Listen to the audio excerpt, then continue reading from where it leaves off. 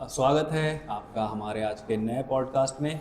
आज हमारे साथ हैं आयुष, जिन्होंने काफ़ी लंबे समय से नशे की गिरफ्त में रहे हैं और आज हम इनकी जर्नी नहीं जानेंगे। हम डिस्कस करने वाले हैं कुछ कॉज और प्रिवेंशंस के बारे में, जिन्हें ये अच्छे से समझ पाएंगे क्योंकि इन्होंने उस चीज़ को फेस किया है और अपनी लाइफ में अप्लाई करके अब काफ़ी लंबे समय से अपनी रिकवरी बनाए रख पाए हैं। तो जानते हैं हम कि मेन कॉज क्या होते हैं। एक जो कॉमन, अगर हम देखें इन जनरल, अगर हम पॉपुलेशन को उठाएं तो सबसे कॉमन कॉज क्या रहता है आपके हिसाब से? सर, सबसे कॉमन कॉज मेरे हिसाब से रहता है जब यंगस्टर्स होते हैं ना, तो यंगस्टर्स की लाइफ में सबसे कॉमन कॉज जो मुझे लगता है वो सोसाइटी वो करती है मैटर। उनका फ्रेंड्स, पीयर प्रेशर हो गया, फ्रेंड सर्कल जो होता है, ठीक है। फ्रेंड सर्कल में आके जो यंगस्टर होता है वो ज़्यादा बिगड़ता है, क्योंकि अगर आप फ्रेंड सर्कल में अपने आप को रोक लोगे कि मैं नहीं करूँगा ये चीज़, बियर पीने के लिए आपको ऑफ़र करेगा कोई आपका फ्रेंड, आप मना करोगे। एक जब आप 4 फ्रेंड्स के साथ बैठे होगे, 4 लोग आपको थोड़ा सा प्रेशर करेंगे, तो आप उसको फिर हाँ कर दोगे, क्योंकि वो ईगो पे भी आता है कहीं ना कहीं कि सब लोग एंजॉय कर रहे हैं, तू नहीं कर रहा है। उसको मेल ईगो भी कहते हैं कहीं ना कहीं, वो थोड़ा सा स्ट्राइक करता है।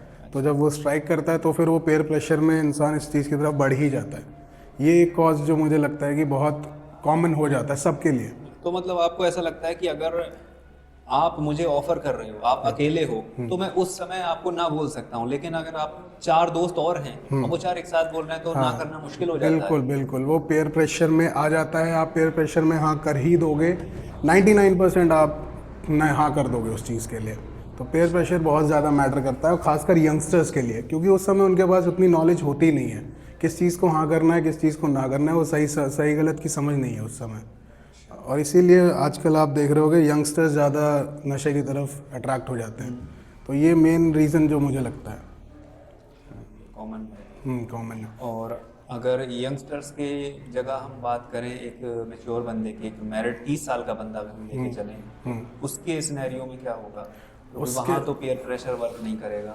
पेयर प्रेशर वहाँ भी वर्क करता है सर, क्योंकि माहौल सबके लिए सेम है, सोसाइटी सबके लिए सेम है, उसके भी फ्रेंड्स होंगे। लेकिन उसके लिए मैंने जो देखा है कि जितना समझा है, शादीशुदा जो लोग होते हैं उनके लिए एक ट्रिगर जो एक सामने निकल के आता है वो हो जाता है टेंशन। ठीक है, घर की टेंशन, बच्चों की, वाइफ की, किसी भी चीज़ के लिए। मैंने देखा है बहुत सारे लोग बताते हैं कि लड़ाई हो गई तो सिगरेट पीना स्टार्ट कर दिया, लड़ाई हो गई तो मैं घर से निकल गया, मैंने जाके ड्रिंक कर ली। तो उनके लिए ये भी एक रीज़न आ जाता है कि टेंशन उनके लिए हो जाता है। यंगस्टर्स के लिए मुझे लगता है पीयर प्रेशर हो गया। जो मैच्योर हो जाते हैं उनके लिए टेंशन, क्योंकि आपने सुना होगा टेंशन आते ही कोई सिगरेट की तरफ भाग रहा है, कोई ड्रिंक की तरफ भाग रहा है। तो उन्हें कैसे पता कि अगर हम स्ट्रेस में हैं, टेंशन में हैं, तो ये इस चीज़ की दवा है या निजात है इससे? दवा नहीं है सर, मैं ये जानता हूँ कि स्ट्रेस उन लोगों ने बना लिया है स्ट्रेस रिलीफ करने के लिए। कहते हैं ना, स्ट्रेस रिलीफर आपके पास क्या है आपका। तो कुछ लोगों का जो एडिक्टेड नहीं है उन लोग के लिए स्ट्रेस रिलीफ करने के लिए हो जाता है कि वो म्यूज़िक सुन लेते हैं, ठीक है, उनका माइंड डाइवर्ट हो गया। मेडिटेशन कर लेंगे, माइंड डाइवर्ट हो गया। जो एडिक्ट पर्सन है ना, मुझे लगता है वो स्ट्रेस से भागने के लिए, बचने के लिए यही रास्ता पकड़ता है कि नशा कर लेता हूँ, स्ट्रेस खत्म हो जाएगा। जबकि वो स्ट्रेस खत्म नहीं होता है, ना कोई सोल्यूशन मिलता है। वो बस आपको, आपके माइंड को डाइवर्ट कर देता है कुछ टाइम के लिए। जब आपका माइंड डाइवर्ट हो जाता है फिर से वो स्ट्रेस वापस आता है। जब आप नॉर्मल होते हो फिर आप नशा कर लेते हो, ऐसे ही आप एडिक्ट भी हो जाते हो, आपका स्ट्रेस भी कम नहीं होता है। आपको बस स्ट्रेस दूर करने का एक रास्ता मिल जाता है कि नशा कर लेते हैं। अच्छा, मतलब जो लोग फेस नहीं कर पाते हैं वो, हाँ, फेस नहीं कर पाते हैं, उससे बचने के लिए नशा कर लेते हैं और फिर वही एडिक्शन में तब्दील हो जाता है। तो स्ट्रेस वाले लोगों के लिए क्या चीज़ उन्हें करना चाहिए? जैसे कि आप बता रहे थे कि कुछ लोग मेडिटेशन करते हैं, योगा करते हैं। तो जब भी हम मेडिटेशन करते हैं, योगा करते हैं, तो हमारे ब्रेन में कुछ हार्मोन्स रिलीज होते हैं, जैसे कि डोपामाइन हो गया। डोपामाइन हो गया। और तो पता है सर, कहते हैं ना कि आपके पास कोई एक मोटिवेशन या कोई एक रास्ता होना चाहिए। आपके पास नशे में, एडिक्शन में हो आपने अपने आप को अपना स्ट्रेस रिलीफ करने के लिए नशा कर लिया, ठीक है। अब आप नशे से दूर होना चाहते हो तो उसके लिए आपको अपने माइंड को तो डाइवर्ट करना ही है। माइंड आपका बिना नशे के डाइवर्ट नहीं हो पा रहा है, तो आपको अपनी हैबिट्स चेंज करनी पड़ेंगी। आपको टेंशन हुई, टेंशन में आपने सिगरेट पी ली, आपको लगा आपका स्ट्रेस खत्म हो गया, ठीक है। आपको अगर टेंशन है, आप सिगरेट ना पी के आप 10 मिनट मेडिटेशन करके देखो, उसको एक हैबिट बना दो कि लोग कहते हैं सिगरेट पीने से टेंशन खत्म हो गई, ड्रिंक करने से टेंशन खत्म हो गई। खत्म नहीं हुई, वो बस साइड हो गई है, आपने अपने माइंड को डाइवर्ट कर लिया है। आप वही डाइवर्जन का तरीका चेंज कर दो। आप जो डाइवर्ट करते हो सिगरेट पी के, दारू पी के, आप उसको चेंज कर लो कि मैं 10 मिनट मेडिटेशन करूंगा, या मैं 10 मिनट गाने सुन लूंगा, या हो सकता है मैं किसी के साथ बैठ के आपको बात करने से वो सुकून मिल जाएगा जो आपको नशे करने में नहीं। जिस चीज़ में आपको सुकून मिल जाए, नशा क्या कर रहा है, एट द एंड आपको सुकून दे रहा है, आपको फेस सिचुएशन से दूर करता है। कोई भी मुश्किल सिचुएशन है, आपसे दूर कर दिया नशे ने, तो आप नशे की जगह किसी और वो कर लो, मेडिटेशन कर लो, गाने सुन लो, कहीं टहलने निकल जाओ, ठीक है। अपने किसी ऐसे फ्रेंड के साथ जिसके साथ आपको बहुत अच्छा फील होता हो, उसके साथ बैठ के 10 मिनट बातें कर लो, कुकिंग कर लो, अपनी हैबिट्स चेंज कर लो। ये नशा जो आप हैबिट बना लेते हो कि कोई ख़राब सिचुएशन है, नशा कर लेता हूँ, वो दूर हो जाएगी, दूर वो नहीं होगी, बस थोड़ा सा टाइम दूर हो जाता है, आप उसे फेस नहीं करते हो। उसकी जगह आप मुश्किल में हो, गाने सुन लो, मेडिटेशन कर लो, या बहुत भी चीज़ें हैं, आपको जो अच्छा लगे वो कर सकते हो। और जो हमने पहली बात करी थी यंगस्टर्स के बारे में, आप बता रहे थे पीयर प्रेशर बहुत रहता है, तो उसके लिए क्या प्रिवेंशन हो सकते हैं? पीयर प्रेशर सर, मुझे उसका प्रिवेंशन सबसे अच्छा लगता है कि एक तो हमारी सोसाइटी में ना एजुकेशन नहीं है इतनी नशे को लेके, तो मैं चाहता हूँ कि ये जो पेरेंट्स हैं वो थोड़े से अवेयर हो जाएं, क्योंकि बच्चा जब एक यंग एज में होता है ना, उसकी हैबिट देख के, आप उसकी आदतें देख के समझ जाओगे कि वो इस समय क्या चीज़ कर रहा है, क्या नहीं कर रहा है। अगर पेरेंट्स अवेयर होंगे तो वो अपने बच्चे को अवेयर कर सकते हैं किस चीज़ को हाँ करना है, किस चीज़ को ना करना है।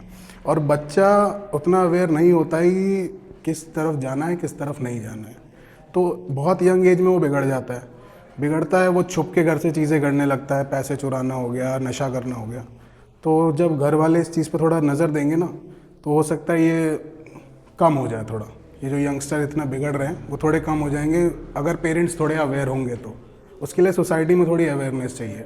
किस तरह की अवेयरनेस की ज़रूरत है सोसाइटी में? आपका बच्चा स्कूल जा रहा है, आपको प्रॉपर पता होना चाहिए कि वो स्कूल ही जा रहा है, क्योंकि क्या होता है, बच्चा स्कूल जाता है, कह के वो स्कूल के लिए गया है, लेकिन होता बंक है। बंक करके वो अपने फ्रेंड्स के साथ हो सकता है कहीं नशा कर रहा हो, कुछ कर रहा हो, ठीक है, अपनी एंजॉयमेंट के लिए जो भी कर रहा हो। तो ये अवेयरनेस आपको होनी चाहिए। बच्चे की आदतें, उसको आप अगर पॉकेट मनी दे रहे हो, उसकी पॉकेट मनी से ज़्यादा वो उसके खर्चे हो रहे हैं, तो इस चीज़ में आपको देखना चाहिए कि वो कहाँ खर्च हो रहा है, ठीक है। आपको लगता नहीं है कि इतना पैसा नहीं खर्च होना चाहिए, आपको देखना पड़ेगा कि वो कहाँ खर्च कर रहा है, उससे आपको पता चलेगा कि उसकी क्या ज़रूरतें हैं, वो कहाँ कहाँ लगा रहा है। ज़रूर अगर ज़्यादा कर रहा है तो हो सकता है वो कहीं गलत जगह भी खर्च कर रहा हो। तो ये थोड़ा सा अवेयरनेस अगर पेरेंट्स ले आएंगे तो हो सकता है यंगस्टर्स में ये रेशियो कम हो जाएगी जो बच्चे बिगड़ रहे हैं। मुझे तो लगता है कि पेरेंटिंग एक बहुत इंपॉर्टेंट रोल निभाती है। बिल्कुल निभाती है सर। पेरेंट्स को मुझे लगता है सर थोड़ा सा स्ट्रिक्ट होना चाहिए। बच्चे कहते हैं कि मेरे पापा ने मुझे वो सब दिया है जो किसी को नहीं मिला होगा, तो सर मुझे लगता है कि ठीक है, आप अपने बच्चे को जैसे पालना चाहते हो पालो, लेकिन उसकी हरकतें आपको देख के चलनी पड़ेंगी, क्योंकि इन फ्यूचर वो बिगड़ेगा, आपके ऊपर बोझ बनेगा। अगर आप उसका फ्यूचर अच्छा चाहते हो तो आप उसका प्रेजेंट भी देखते हुए चलो कि वो किसी गलत ट्रैक पे ना हो। पेरेंटिंग बहुत इंपॉर्टेंट रोल निभाती है। अगर किसी बच्चे को उस चीज़ की नीड है तो उसे बिना एफर्ट की अगर वो पा रहा है तो समझ लो कि वो एक गलत रास्ते पे चल रहा है। हाँ, जो बच्चे को चाहिए कि वो उसे मिले नहीं, वो अर्न करे उस चीज़ को। बिल्कुल, क्योंकि अर्न करना ना उसके लिए एक अचीवमेंट बन जाता है। बिल्कुल। और इन फ्यूचर उसको फिर अचीव करने की आदत होगी। जब उसको अचीव करने की आदत होगी तो उसके लिए वो अपने गोल सेट करेगा, और जब वो गोल सेट करेगा फिर उसमें मुझे नहीं लगता कि उसके पास दूसरा रास्ता बचेगा कोई एन्जॉयमेंट के लिए या नशा करने के लिए। तो उसकी पेरेंटिंग बहुत मैटर करती है, और उसको कभी भी जो मांगा वो नहीं दे देना चाहिए। मैंने बहुत देखे हैं अपने, मेरा खुद का बचपन ऐसा रहा है, जो चाहा मिल गया, लेकिन मुझे लगता है कि वो चीज़ गलत हुई मेरे साथ। अगर वो ना हुई होती तो हो सकता है मैं इतना आज थोड़ा सा बेटर होता अपने। कहीं ना कहीं इंसान को वीक बनाती है ये वीक सारी बनाती चीज़ें। है। एक कहावत भी है कि strong man make good time और and good time make weak man. मतलब बिल्कुल सच है। हाँ। एक जो मजबूत इंसान है वो अच्छा समय लाता है, और अच्छा समय ही एक कमज़ोर इंसान बनाता है। बिल्कुल, थोड़ी सी लाइफ में टफनेस होनी चाहिए। जब तक वो होगी नहीं, इंसान को कैसे पता चलेगा कि लाइफ क्या है। ईजी आप हर चीज़ को बना दोगे, आगे चल के आपको थोड़ा सा मुश्किल समय मिलेगा, आप उसको फेस ही नहीं कर पाओगे। ये वीक करती है आपको कहीं ना कहीं। You have to be tough in your life.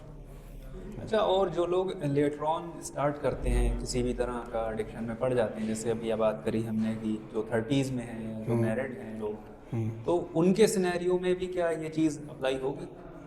क्या चीज़? पेरेंटिंग। पेरेंटिंग उनके में आई डोंट थिंक कि उनके में पेरेंटिंग अप्लाई होगी, क्योंकि एक मैच्योर आदमी जब हो जाता है ना, उसके बाद अगर वो गलती कर रहा है तो वो गलती उसी के सर आती है ना। बचपन में आप कह सकते हो कि माता पिता ने ध्यान नहीं दिया, ठीक है, इस वजह से बच्चा बिगड़ गया।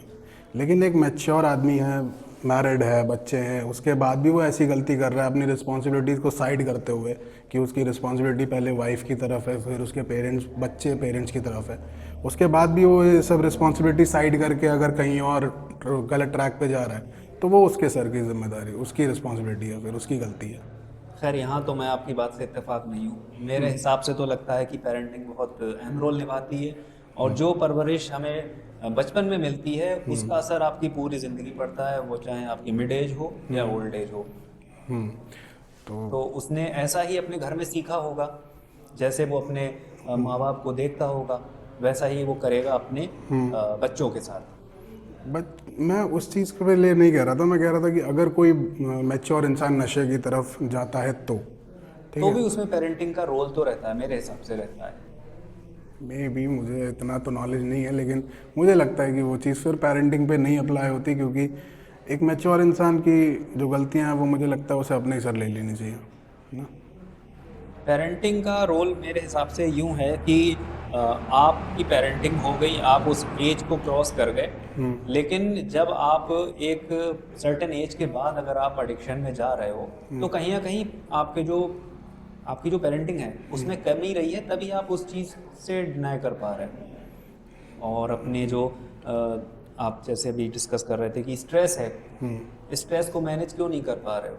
हाँ, क्योंकि वो कहीं ना कहीं आपको नहीं बताया गया, नहीं सिखाया गया नहीं पेरेंटिंग। सिखाया गया है वो चीज़, कहीं ना कहीं आपके माँ बाप ने नहीं बताई है कि बेटा जब हस्बैंड वाइफ में झगड़ा हो तो क्या करना है, कि जब ब्रेकअप हो जाए तो क्या करना है, कि जब आपका बच्चा आपसे गलत चीज़ मांगे तो क्या करना है, कि आप टफ सिचुएशन में जाओगे तो क्या करना है, वो चीज़ नहीं सिखाई जाती है।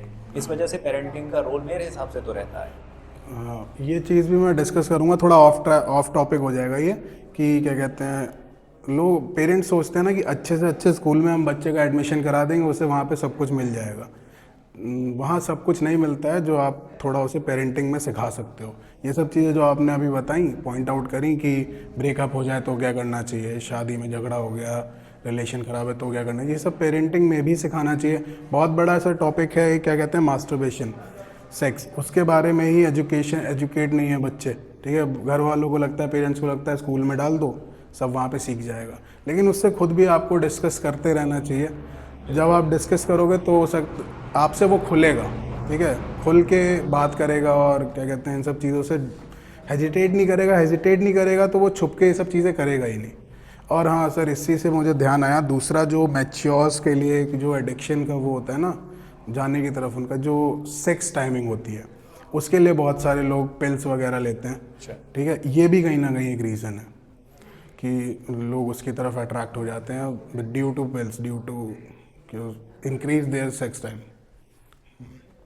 तो ये भी मिथ ही है, अब मिथ है, लेकिन लोगों ने क्या कहते हैं उसको, लैक ऑफ अवेयरनेस है इसका कारण, कि बिल्कुल। लोगों को जानकारी नहीं है कि इस केमिकल या इस ड्रग को लेने से उन्हें लगता है कि टाइमिंग बढ़ रही है। टाइमिंग बढ़ नहीं रही होती है, वो बस आपके ब्रेन को डाइवर्ट कर देता है उस जगह से।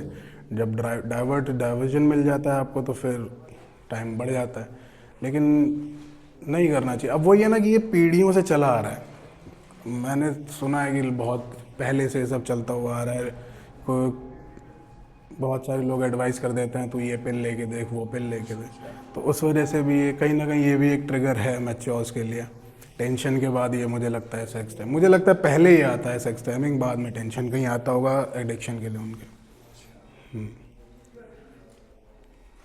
ठीक है, और क्या कारण हो सकते हैं?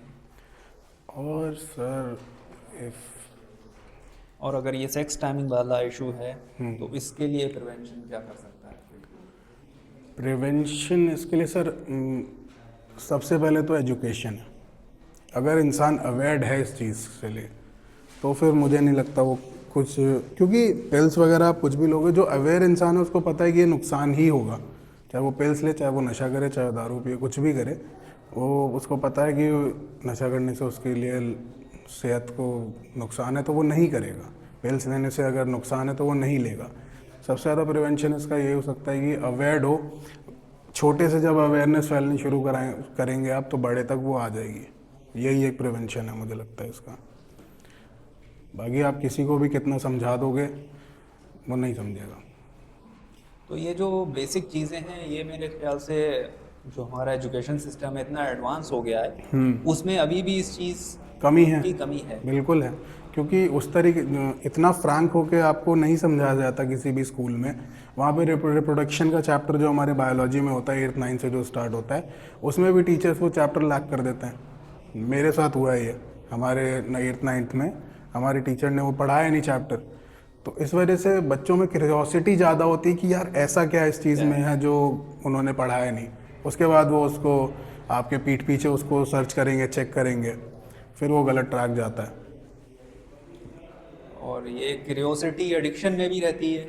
हाँ। कि नशे के बारे में लोगों को जानकारी नहीं है कि बिल्कुल। ये इससे क्या होता है, कैसे ये काम करता है। बिल्कुल, क्रियोसिटी एक ऐसी चीज़ है, इंसान को अगर हो गई वो उस चीज़ को चेक करके ही मानेगा कि ये क्या चीज़ है, क्यों मुझसे छुपाई जा रही है, क्यों मम्मी पापा ने मना किया है, क्यों मेरे बड़े मुझसे कह रहे हैं कि ये चीज़ मत करना। कोई बता नहीं रहा है लेकिन ऐसा क्या है, वो खुद कर रहे हैं, ठीक है, और बताते हैं कि गलत है। तो ये क्रियोसिटी आपको कहीं ना कहीं उस ट्रैक पे ले जाती है फिर। ठीक है, थैंक यू वेरी मच। तो आज हमने कुछ जो मेन एडिक्शन के कॉज एंड प्रिवेंशन थे उन पर डिस्कस किया है। मिलते हैं किसी और वीडियो में। Thanks for watching.